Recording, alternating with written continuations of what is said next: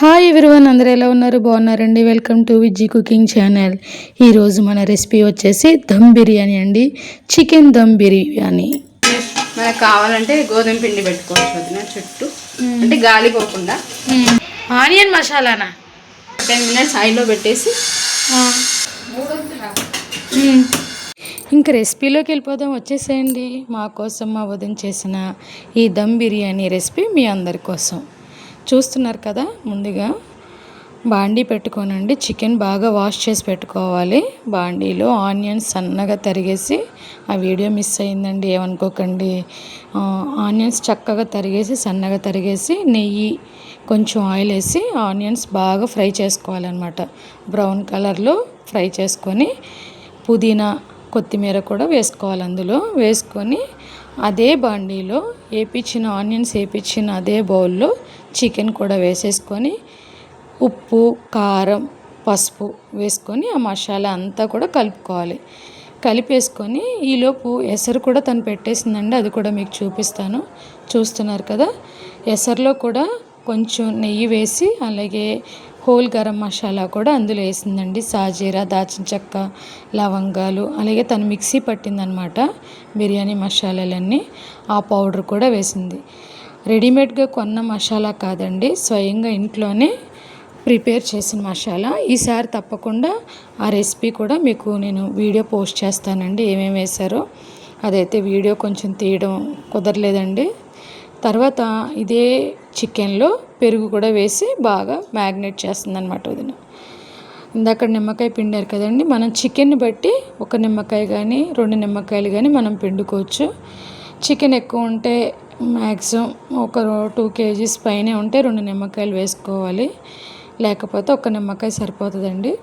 చక్కగా దాన్ని మొత్తం బాగా కలిసే విధంగా కలుపుకొని పక్కన పెట్టుకోవాలన్నమాట. ఆ గిన్నె కొంచెం పసుపు తక్కువ ఉందని చెప్పి కొంచెం పసుపు వేసింది. అందులో వేసి ఇంకొకసారి బాగా కలిపేసి అడుగునంతా కూడా మనకి ఆయిల్ తోటి ఉంది కదండి, ఆ నెయ్యి, ఆ ఉల్లిపాయలు ఫ్రై అంతా కూడా మొత్తం బాగా కలిసే విధంగా బాగా కలుపుకోవాలి. చేత్తో కలుపుకుంటే ఇంకా బాగుంటుంది అంటండి. తను అందాక గరిటితో కలిపింది. ఇదిగో ఎసరు ఆల్రెడీ పెట్టేసింది కదండి. ఈలోపు అది మరుగుతుంది. చూసారా, రైస్ కూడా వేసేసుకుంది అనమాట. ఎసరు మరిగాక రైస్ వేసేసి అది ఏం చేయాలంటే 3 వంతులు ఉడికిపోవాలండి రైస్. ఇది పక్కన పెట్టుకున్న చికెన్. ఇప్పుడు తన మాటల్లోనే అడుగుదాం ఎంతవరకు ఉడకాలన్నది తనే చెప్తుంది, విందామండి. ఇది ఎంత ఉడకాలి? ఇప్పుడు రైస్ ఎంతవరకు ఉడకాలి? కొంచెం 25% ఉడకాలి వదిన. ఉడికాక దాన్ని తీసి చికెన్లో వేసేసి బాస్కెట్ చూపించారు. అప్పుడు దీన్ని వేస్తాను. దాంతో తీసి ఇందులో వేసేసుకోవడం. ఓకే, ఉడికాక విన్నారు కదా తన మాటల్లోనే.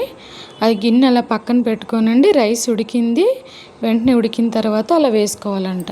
25% ఉడికిన తర్వాత మనకు ఆల్రెడీ చికెన్లో పెరుగు ఇదంతా ఉంది కదండి, మిగతా 25% అందులో ఉడికితే సరిపోతుందండి. అలా పైన చక్కగా పరుచుకునేటట్టుగా చికెన్ వేసుకోవాలి. ఎక్కువ అయితే కనుక 2 steps చికెన్ కొంచెం తీసేసి మళ్ళీ చికెన్ వరుస ఒక వరుస, రైస్ ఒక వరుస అలా వేసుకోవచ్చు. ఇక డైరెక్ట్ ఆల్రెడీ పెద్ద గిన్నె కాబట్టి అడుగున చికెన్ వేసేసి పైన రైస్ వేసారు. ఆ పైన అండి మనం కొత్తిమీర అలాగే నెయ్యి ఇవన్నీ వేసుకోవాలన్నమాట. ఎప్పుడైతే ఈ మూతకి మనం ఈ ఎసరులో ఇంకా రైస్ ఉన్నాయి చూసారా, ఇవంతా కూడా పక్కన పెట్టుకొని మొత్తం రైస్ అంతా వేస్తుంది.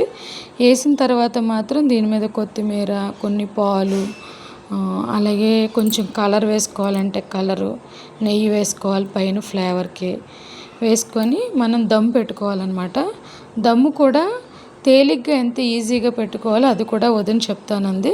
మీరు ఇప్పుడు తన మాటల్లోనే అది కూడా మీరు విందురు. తనే చెప్తుంది మీతోటి ఆ విషయం కూడా, దమ్ ఎలా పెట్టుకోవాలో కూడా. మరి తన మాటల్లోనే మనం వినేద్దామండి. ఇప్పుడు మనకు కావాలంటే గోధుమ పిండి పెట్టుకోవచ్చు వదిన చుట్టూ, అంటే గాలి పోకుండా. లేదు అంటే ఇలా ఎసరు గిన్నె ఉంటుంది కదా, అదే మనం ఇందాక రైస్ గాలి పోకుండా ఎసరు గిన్నె అయినా సరే, వెయిట్ ఏదైనా పెట్టుకోవచ్చు, ఆవిరిపోకుండా. అంతే.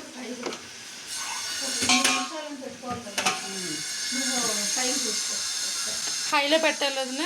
ఫస్ట్ ఒక 10 minutes హైలో పెట్టేసి తర్వాత సిమ్లో పెట్టేయాలి, మీడియంలో పెట్టుకుంటే మీడియం. విన్నారు కదా తన మాటల్లోనే. మనం దమ్ము గోధుమ పిండితోనే కాకుండా అలా కూడా వెయిట్ పెట్టుకొని చేసుకోవచ్చండి. చాలా బాగుంటుంది, మనకి ఆవిరి బయటికి పోదన్నమాట. బిర్యానీ అయితే రెడీ అయిపోయిందండి, చూస్తున్నారు కదా. అలాగా రెడీ అయిన తర్వాత మనం ఇలా ఏదైనా వెడల్పాటి బేషనీలోకి కానీ పెద్ద బౌల్లోకి కానీ అలా తీసుకుంటే సగం అప్పుడు మనకి పెట్టుకోవడానికి రైస్ ప్లేట్లోకి సర్వ్ చేసుకోవడానికి చాలా బాగా వస్తుంది అనమాట, ఇరిగిపోకుండా.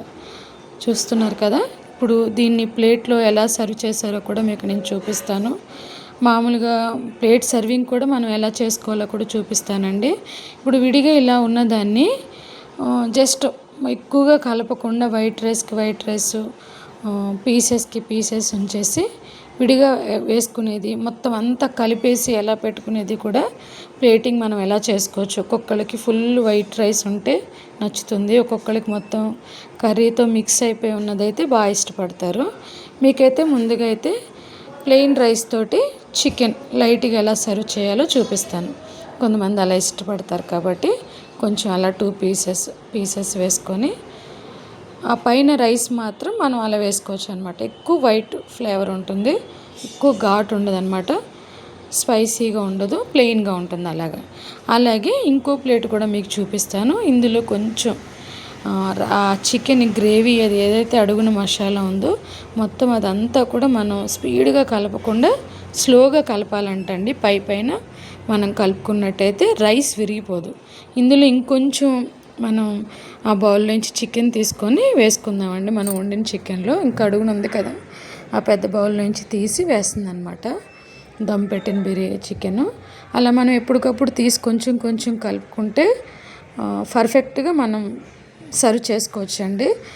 లేకపోతే అంతా కూడా రైస్ విరిగిపోయిందంటే దాని ఫ్లేవర్ టేస్ట్ పోద్ది అనమాట. ఇప్పుడు ఇలా వేసుకున్నది చూస్తున్నారు కదా, ఇది మొత్తం బాగా కలిసే విధంగా. ఇదేంటంటే కొంచెం స్పైసీగా ఉంటుందండి, స్పైసీ ఇష్టపడే వరకు ఇది మసాలా అంతా కూడా బాగా ఎక్కువ కలుస్తుంది కాబట్టి టేస్ట్ బాగుంటుంది. పిల్లలు కొంతమంది ఎక్కువ స్పైసీ తినరు కాబట్టి అలా ప్లెయిన్గా వాళ్ళకి పెట్టేసి తర్వాత మనం ఇలాగా కొంచెం స్పైసీగా పెద్దవాళ్ళకి చేసుకోవచ్చు. మొత్తం రైస్ అంతా కూడా కలిసేటట్టు కలుపుకోవాలని. చూస్తున్నారు కదా ఎంత పర్ఫెక్ట్గా కుదిరిందోనండి. చాలా బాగా చేస్తుందండి వదిన. ఈ రెసిపీ మాత్రం చాలా టేస్టీగా కూడా ఉంటుంది. దమ్ బిర్యానీ తను బాగా చేస్తుందండి. ఈ వీడియో మీ అందరికీ నచ్చినట్టయితే లైక్ చేసి షేర్ చేసి కామెంట్ చేయండి. Please subscribe my channel. Thank you so much.